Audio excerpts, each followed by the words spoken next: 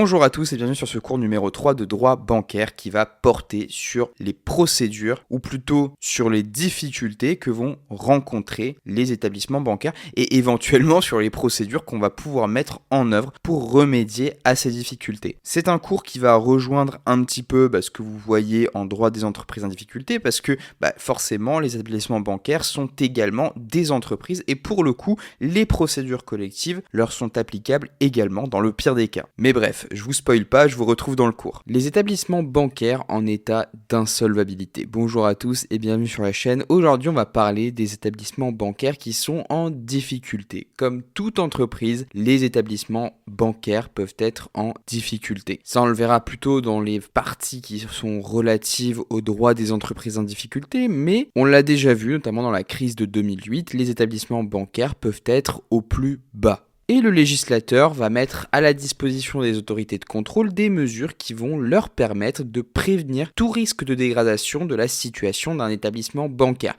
Puisque forcément, on le sait, la dégradation de la situation économique d'un établissement bancaire peut se répercuter sur tout le secteur, voire sur l'économie entière. Ainsi, au titre de l'article L511-42 du Code monétaire et financier, le législateur met à la charge du gouverneur de la Banque de France de réunir les actions ou sociétaires après avoir consulté l'ACPR afin de fournir toute aide nécessaire à l'établissement en difficulté. Là, on est vraiment dans le stade de la prévention des risques. Ce sont des risques qui sont potentiels. Et ici, le gouverneur n'a pas encore de pouvoir réel de contrainte sur les actionnaires et les sociétaires. Par contre, lorsque la solvabilité ou la liquidité d'un établissement bancaire est vraiment compromise et que ça entraîne dès lors un risque financier, un risque de marché et un risque pour la clientèle, l'ACPR intervient afin de prendre toutes les mesures conservatoires qui sont nécessaires. La procédure va être décrite et encadrée par l'article L612-33-1 du Code monétaire et financier qui prévoit notamment que la banque peut être mise sous surveillance,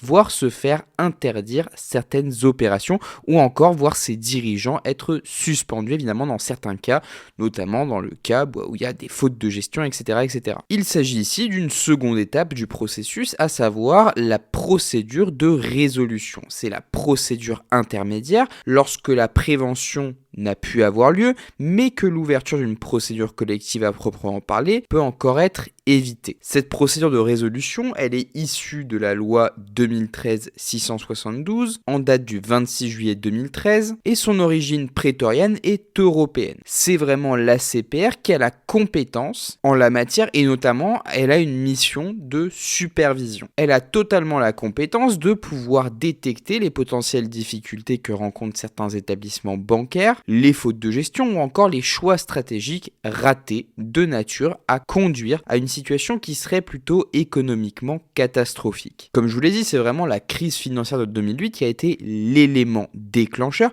et depuis en fait, les mesures sécuritaires se sont décuplées. Ainsi a émergé l'idée selon laquelle il serait indispensable de mettre à contribution les actionnaires et les sociétaires en cas de difficultés avérées mais encore réversibles. L'article L612-8-1 du Code monétaire et financier va prévoir la mise en place d'un collège de résolution qui peut être directement saisi par le gouverneur de la Banque de France. Ce collège peut également être saisi par le directeur du Trésor dans le but d'exposer la situation inquiétante constatée à l'égard de l'établissement bancaire et de voir s'il est possible d'aboutir à une quelconque résolution. Le collège va évaluer si la situation de l'établissement bancaire est irrémédiablement compromise ou s'il y a quand même une petite possibilité d'éviter la défaillance totale qui serait très problématique. Pour cela, le collège se réfère à 3 situations qui sont reprises à l'article L613-31-15 du Code monétaire et financier, à savoir notamment si l'entreprise respecte ou non les exigences de fonds propres, donc si elle a les fonds propres exigés,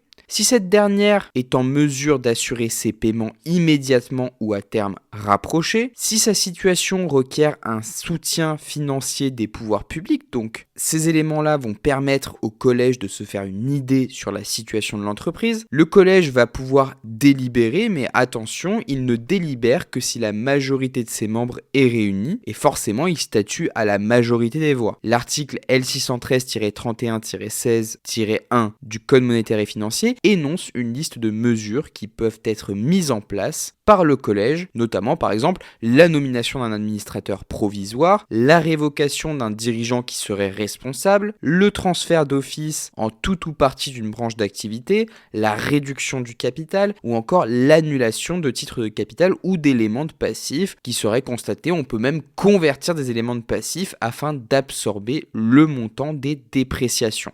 L'objectif poursuivi, c'est clairement défini par l'article L612-1 du Code monétaire et financier, c'est-à-dire préserver la stabilité financière, assurer la continuité des activités, des services et des opérations des établissements dont la défaillance aurait de graves conséquences pour l'économie, tout en protégeant les déposants afin d'éviter ou de limiter au maximum les recours ou le recours au soutien public. Forcément, on veut éviter la dégradation généralisée de l'économie comme ça s'est passé en 2008. On veut éviter que les clients ne puissent plus retirer leurs fonds à la banque. Ce serait dramatique. Et ça causerait évidemment toute une série de réactions en chaîne qui seraient extrêmement délétères. Si toutefois, malgré les deux situations préalablement exposées, la situation de l'établissement est compromise, alors reste une troisième possibilité qui est l'ouverture d'une procédure classique, c'est-à-dire une procédure collective.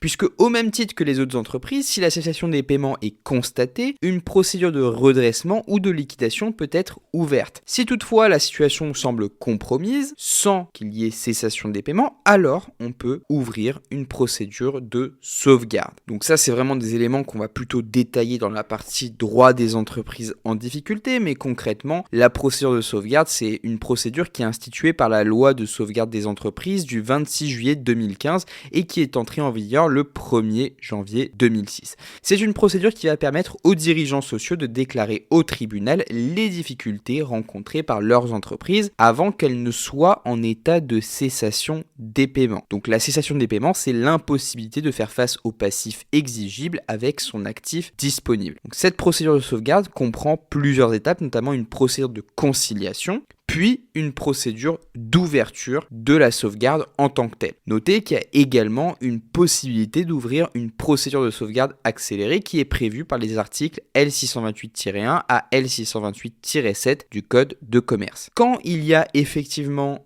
cessation des paiements, là pour le coup on va ouvrir ce qu'on appelle une procédure de redressement judiciaire. Cette procédure elle est applicable à toute personne qui exerce une activité commerciale, artisanale, agriculteur ou toute personne physique exerçant une activité professionnelle indépendante, y compris les professions libérales.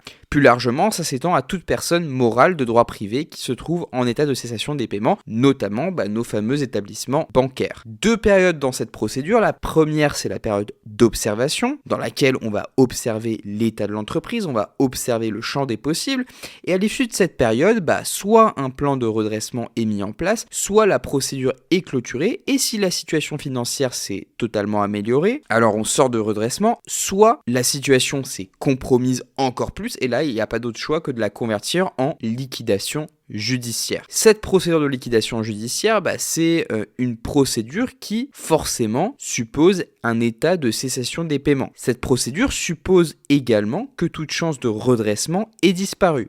Elle est réellement destinée à mettre fin à l'activité de l'entreprise ou à réaliser le patrimoine du débiteur. On va céder globalement ou de manière séparée les droits et les biens du débiteur pour désintéresser les créanciers. Donc ce type de procédure va s'appliquer aux entreprises du secteur bancaire, mais toutefois, il y a certaines particularités du fait de leur activité. La mise en place des procédures collectives est soumise à des conditions particulières en application des articles L613-27 du CMF qui précise que la procédure choisie ne peut être ouverte qu'après avis conforme de l'ACPR. Donc voilà, c'est tout pour cette vidéo. J'espère qu'elle vous a plu, qu'elle vous aura permis de réviser votre cours de droit bancaire. Si c'est le cas, n'oubliez pas de vous abonner, de mettre un pouce bleu et moi je vous retrouve dans les vidéos qui suivent.